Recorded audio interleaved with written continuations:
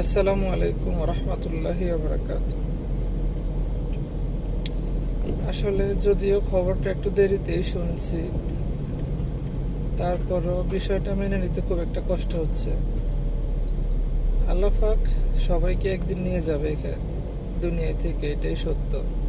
আমি আপনি সকলেই চলে যাব, কিন্তু কিছু কিছু চলে যাওয়ার সংবাদ, কিছু কিছু মৃত্যুর সংবাদ শুনলে আসলে গাটা শিউরে ওঠে।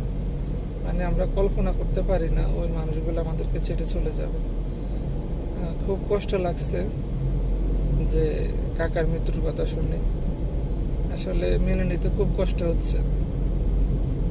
যাক, আল্লাহ পাক কাকাকে জান্নাতের উচ্চ মাকাম দান করুক, সাথে সাথে তাদের পরিবারকে ধৈর্য ধারণ করার তৌফিক দান করুক।